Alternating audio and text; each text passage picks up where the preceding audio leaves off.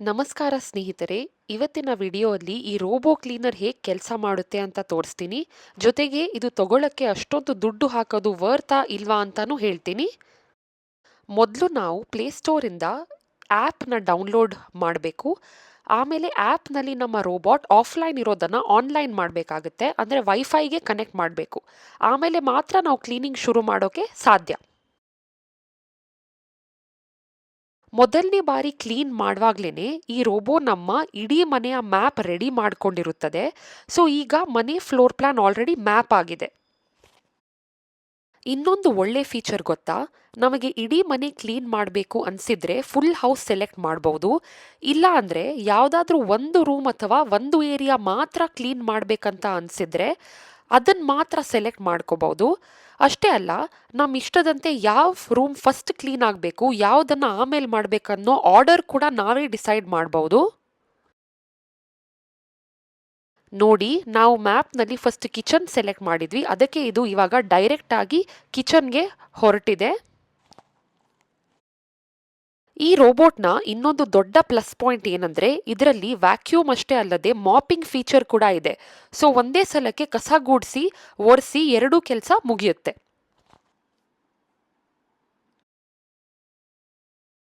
ಇದು ಕ್ಲೀನ್ ಮಾಡೋ ಸ್ಟೈಲ್ ನೋಡಿ ತುಂಬಾ ಇಂಟ್ರೆಸ್ಟಿಂಗ್ ಆಗಿದೆ. ಫಸ್ಟ್ ರೂಮ್ನ ಸೈಡ್ಸ್ ಅಥವಾ ಎಡ್ಜಸ್ ಅಲ್ಲಿ ಕ್ಲೀನ್ ಮಾಡುತ್ತೆ. ಆಮೇಲೆ ಮಧ್ಯಕ್ಕೆ ಬಂದು ಜಿಗ್ಜಾಗ್ ಪ್ಯಾಟರ್ನ್ ಅಲ್ಲಿ ಪೂರ್ತಿಯಾಗಿ ಕ್ಲೀನ್ ಮಾಡುತ್ತೆ. ಇದರಿಂದ ಯಾವುದೇ ಮೂಲೆನೂ ಮಿಸ್ ಆಗಲ್ಲ.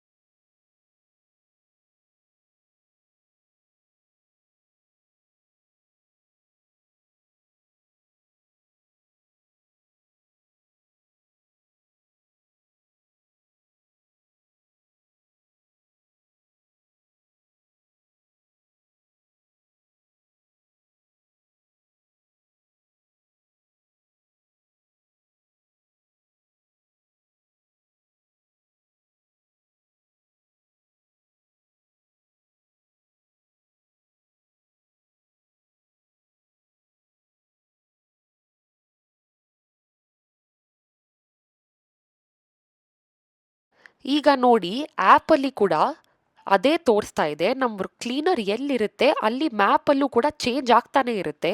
ಈಗ ನಮ್ಮ ಕ್ಲೀನರ್ ಕಿಚನ್ನಲ್ಲಿ ಇರೋದ್ರಿಂದ ಕಿಚನ್ ಅಂತಾನೆ ತೋರಿಸ್ತಿದೆ. ಮತ್ತೆ ಯಾವ ಏರಿಯಾ ಪೂರ್ತಿಯಾಗಿ ಕ್ಲೀನ್ ಆಗಿದೆ, ಯಾವ ಏರಿಯಾ ಇನ್ನೂ ಬಾಕಿ ಇದೆ ಅಂತಾನೂ ತೋರಿಸುತ್ತೆ. ಮತ್ತೆ ಇಲ್ಲಿ ತುಂಬಾ ನೋಡಿ, ಇಲ್ಲಿ ಮೋಡ್ಸ್ ಇದೆ. ನಿಮಗೆ ಪಾಸ್ ಮಾಡಬೇಕಂದ್ರೆ ಪಾಸ್ ಮಾಡಬಹುದು.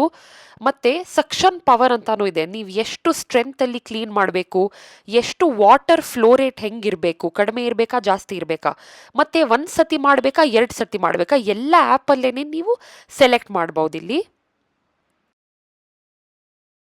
ಮತ್ತೆ ಇಲ್ಲಿ ಎಷ್ಟು ಸಮಯ ಆಗಿದೆ ಅಂತಾನೂ ತೋರಿಸುತ್ತೆ. ಇಲ್ಲಿ ನೀವು ನೋಡಬಹುದು 4 ನಿಮಿಷ ಆಗಿದೆ ಕಿಚನಲ್ಲಿ. ಅರ್ಧ ಕಿಚನ್ 4 ನಿಮಿಷದಲ್ಲಿ ಆಗ್ಬಿಟ್ಟಿದೆ. ಸೊ ಸ್ವಲ್ಪ ಸ್ಲೋ ಆಗೇನೆ ಇರುತ್ತೆ, ಫಾಸ್ಟ್ ಆಗಿ ಮಾಡಲ್ಲ ಇದು.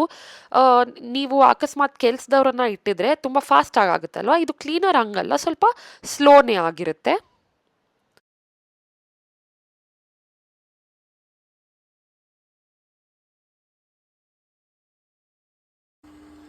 ಇನ್ನೊಂದು ಮುಖ್ಯವಾದ ವಿಷಯ ಏನಂದ್ರೆ, ಮನೆಯಲ್ಲಿ ಫರ್ನಿಚರ್ ಅಥವಾ ಬೇರೆ ಏನಾದರೂ ವಸ್ತುಗಳನ್ನು ಇಟ್ಟಿದ್ರೆ ಆ ಜಾಗಕ್ಕೆ ರೋಬೋ ಹೋಗಕ್ಕಾಗಲ್ಲ. ಅದಕ್ಕೆ ಕ್ಲೀನಿಂಗ್ ಸ್ಟಾರ್ಟ್ ಮಾಡೋ ಮುಂಚೆನೆ ನೆಲದ ಮೇಲಿರೋ ಚಿಕ್ಕ ಪುಟ್ಟ ವಸ್ತುಗಳು ಅಥವಾ ಫರ್ನಿಚರ್ ಏನಾದರೂ ಅಡ್ಡ ಇದ್ರೆ ಅದನ್ನ ಸ್ವಲ್ಪ ಸೈಡ್ಗೆ ಎತ್ತಿಡಬೇಕಾಗುತ್ತದೆ. ಸೊ ಇಲ್ಲಿ ನೋಡಿ ನಮ್ಮ ಡೈನಿಂಗ್ ಟೇಬಲ್ ಇದೆ ಅಲ್ವಾ, ಸೊ ಡೈನಿಂಗ್ ಟೇಬಲ್ ಮತ್ತು ಚೇರ್ ಇರೋದ್ರಿಂದ ಈ ಜಾಗ ರೋಬೋ ಹೋಗೋಕ್ಕಾಗಲ್ಲ. ಅದಕ್ಕೆ ನಾವು ಏನು ಮಾಡಬೇಕಂದ್ರೆ ಇದೆಲ್ಲ ಚೇರ್ಗಳನ್ನು ಸೈಡಲ್ಲಿ ಇಟ್ಕೋಬೇಕಾಗುತ್ತೆ.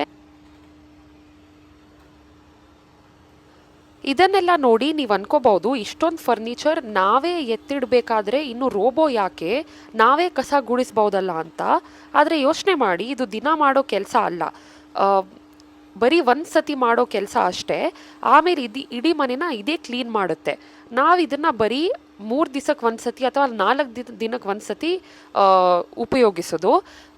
ಡೈಲಿ ನೀವು ಮಾಡಬೇಕಾದ್ರೆ ಸ್ವಲ್ಪ ಕಷ್ಟ ಆಗುತ್ತೆ, ಹೌದು.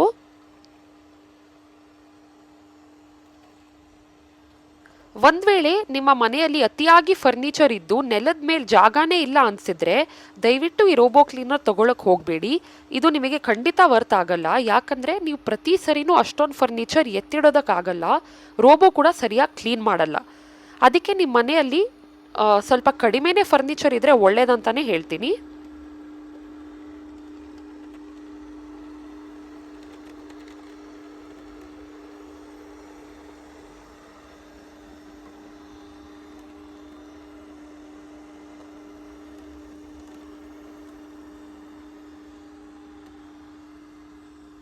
ಇನ್ನೊಂದು ಪ್ಲಸ್ ಪಾಯಿಂಟ್ ಏನಂದರೆ, ಸೋಫಾ ಕೆಳಗಡೆ ಗ್ಯಾಪ್ ಚೆನ್ನಾಗಿದ್ರೆ ರೋಬೋ ಆರಾಮಾಗಿ ಒಳಗಡೆ ಹೋಗಿ ಕ್ಲೀನ್ ಮಾಡಿಕೊಡುತ್ತೆ. ಆದರೆ ನಿಮ್ಮ ಸೋಫಾ ಕೆಳಗಡೆ ಇರೋ ಜಾಗ ತುಂಬ ಕಡಿಮೆ ಇದ್ದರೆ, ಅಂದರೆ ಸ್ವಲ್ಪ ನ್ಯಾರೋ ಆಗಿದ್ರೆ ರೋಬೋ ಒಳಗೆ ಹೋಗೋಕ್ಕಾಗಲ್ಲ. ಸೊ ಇದೂ ಒಂದು ಪಾಯಿಂಟ್ ನೀವು ನೋಟ್ ಮಾಡಿ, ನಿಮ್ಮ ಸೋಫಾ ಕೆಳಗಡೆ ಜಾಗ ಇದೆಯಾ ಅಂತ ಸ್ವಲ್ಪ ನೋಡ್ಕೊಳ್ಳಿ.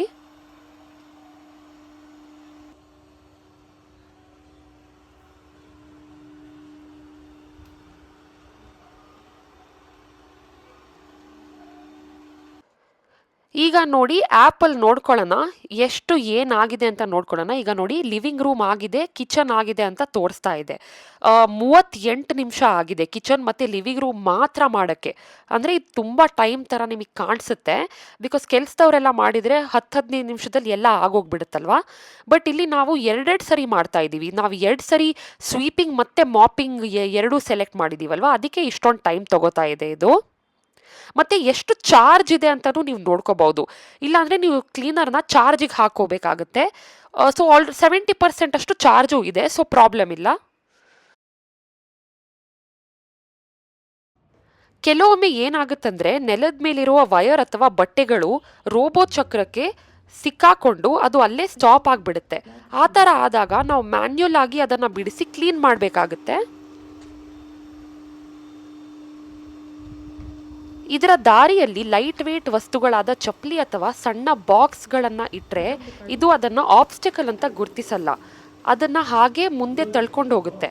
ಹಾಗಾಗಿ ಇಂಥ ವಸ್ತುಗಳನ್ನು ನಾವು ಮೊದಲೇ ನೆಲದ ಮೇಲಿಂದ ತೆಗಿಬೇಕಾಗುತ್ತೆ.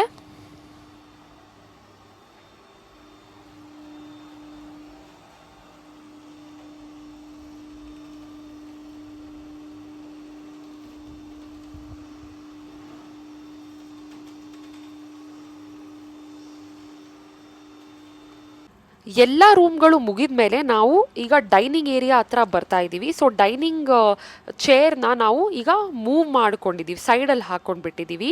ಉಳಿದಿರೋ ಜಾಗನ ಲಾಸ್ಟ್ನಲ್ಲಿ ಸೆಲೆಕ್ಟ್ ಮಾಡಿ ಕ್ಲೀನ್ ಮಾಡ್ತಾ ಇದ್ದೀವಿ. ಸೊ ಈ ರೀತಿ ಪ್ಲ್ಯಾನ್ ಮಾಡ್ಕೊಂಡ್ರೆ ಎಲ್ಲೂ ಧೂಳು ಉಳಿಯಲ್ಲ. ಖಂಡಿತ ಈ ವಿಡಿಯೋ ನಿಮಗೆ ಈ ರೋಬೋ ಕ್ಲೀನರ್ನ ಪ್ಲಸ್ ಮತ್ತು ಮೈನಸ್ ಪಾಯಿಂಟ್ಗಳನ್ನು ಸರಿಯಾಗಿ ಅರ್ಥ ಮಾಡ್ಕೊಳ್ಳೋಕ್ಕೆ ಹೆಲ್ಪ್ ಮಾಡಿದೆ ಅಂತ ನಂಬಿದ್ದೀನಿ.